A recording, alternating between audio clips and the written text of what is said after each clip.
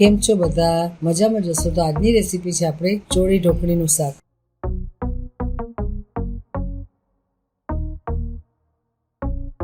તો મેં અહીંયા ચોળીનું શાક બનાવવા માટે સુધારેલી ચોળી લીધી છે, ચણાનો લોટ લીધો છે, સાકર લીધી છે, લીંબુ લીધું છે, લસણનો પેસ્ટ લીધો છે, હિંગ લીધી છે, મરચાંનો પાવડર લીધો છે, હળદર લીધી છે, ધાણા જીરું લીધું છે, મીઠું લીધું છે, કોથમીર લીધી છે, તેલ અને પાણી લીધા છે.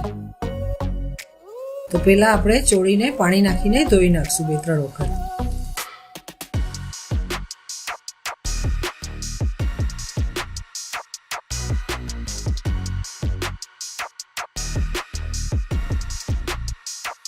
પછી આપણે એક વાસણમાં ઢોકળી બનાવવા માટે લોટને બાંધી દઈશું.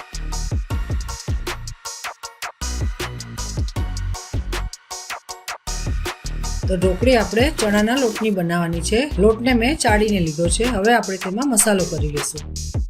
તો પહેલા આપણે લોટમાં તેલનું મોણ નાખી દઈશું. મોણ નાખવાથી ઢોકળી આપણી પોચી બને છે. ટેસ્ટ પ્રમાણે મીઠું નાખી દઈશું.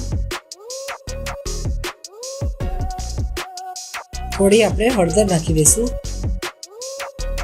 થોડું આપણે મરચું નાખી દઈશું.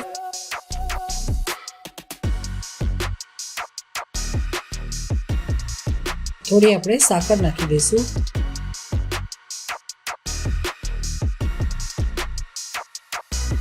પછી આપણે લીંબુનો રસ નાખી દઈશું.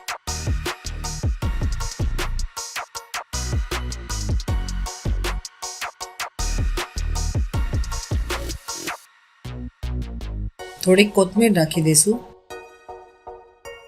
હવે આપણે બધું હાથેથી મિક્સ કરી દઈશું.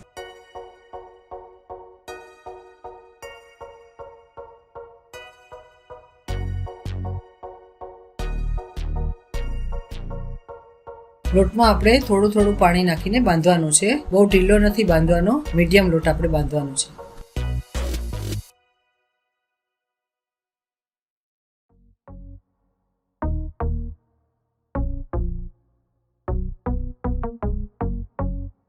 તો આ રીતે આપણે લોટ બાંધી દઈશું. થોડું આપણે તેલ નાખીને લોટને કૂણવી લઈશું.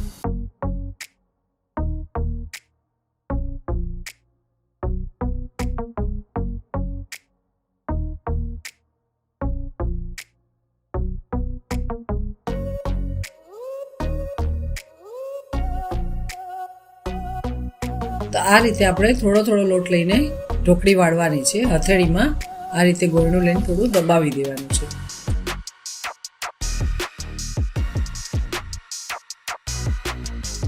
તો આપણે આવી કાણાવાળી જાળીમાં તેલ લગાવીને ઢોકળીને તેની ઉપર ગોઠવીને મૂકવાની છે.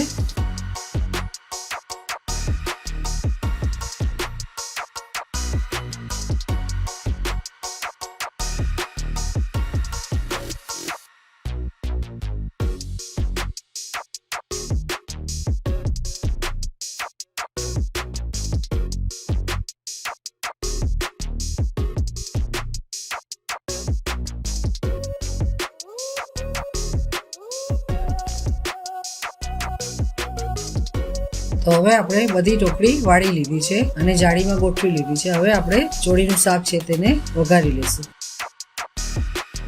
તો હવે આપણે ચોળીને વઘારવા માટે તેલ ગરમ મૂકી દઈશું.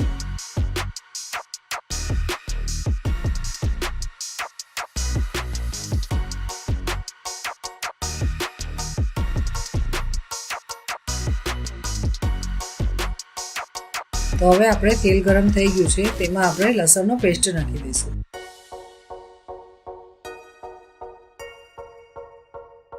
પછી આપણે હિંગ નાખી દઈશું.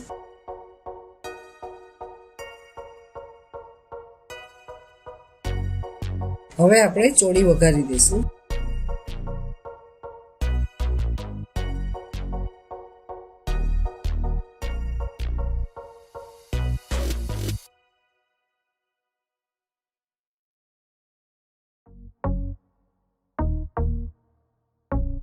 હવે આપણે શાકમાં મીઠું નાખી દઈશું. પછી ધાણા જીરું નાખી દઈશું. થોડી હળદર નાખી દઈશું. થોડું મરચું નાખી દઈશું. થોડી આપણે સાકર નાખી દઈશું. અને થોડો આપણે લીંબુનો રસ નાખી દઈશું.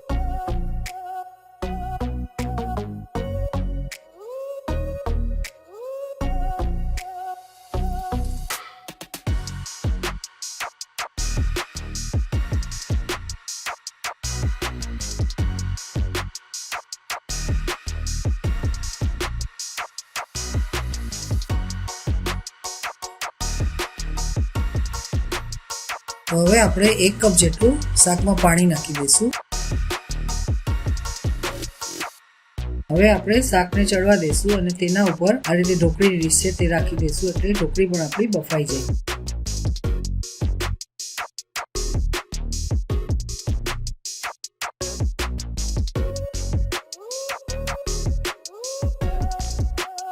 તો તમે જોઈ શકો છો આપણી ઢોકળી એકદમ સરસ બફાઈ ગઈ છે. તેને આપણે એક થાળીમાં નાખીને છૂટી કરી લઈશું.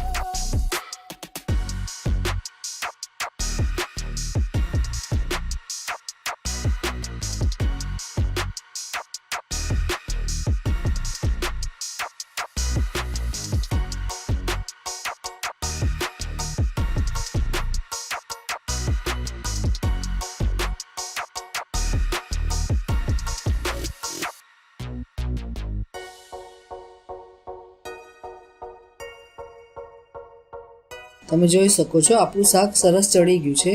શાકમાં આપણે આટલો રસો રાખવાનો છે. હવે આપણે ઢોકળી તેમાં નાખી દઈશું.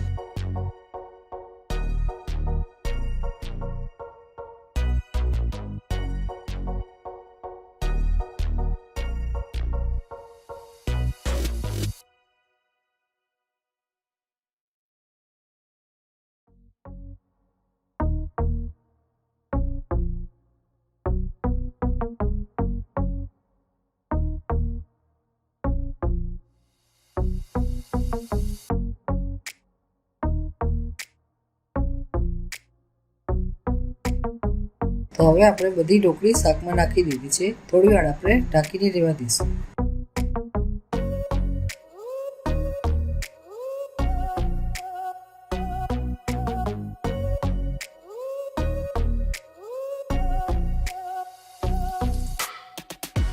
તમે જોઈ શકો છો આપણા શાકમાં તેલ પણ છૂટું થઈ ગયું છે અને ઢોકળી અને ચોળીનું શાક એકદમ એકરસ થઈ ગયું છે. હવે આપણે તેને એક બાઉલમાં કાઢીને સર્વ કરી દઈશું.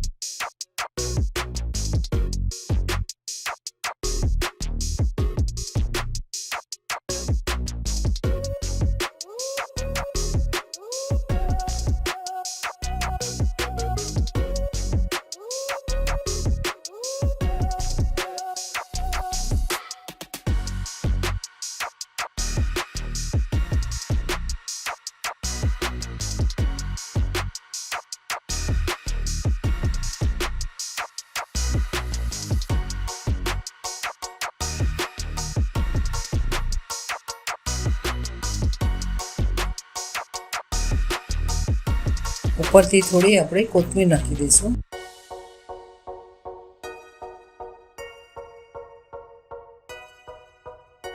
તો તમે જોઈ શકો છો આપણે ચોળી અને ઢોકળીનું શાક બનીને રેડી છે. તો તમે આ રીતે શાક જરૂરથી બનાવજો અને મને કમેન્ટમાં જણાવજો તમારું શાક કેવું બન્યું. તો જો તમને આ વિડીયો ગમ્યો હોય તો મારા વિડીયોને લાઈક કરજો, શેર કરજો અને મારી ચેનલને સબસ્ક્રાઈબ કરજો. તો આ હતી આપણી આજની રેસીપી. હવે મળીએ નવા વિડીયોમાં નવી રેસીપી સાથે. જય શ્રી કૃષ્ણ.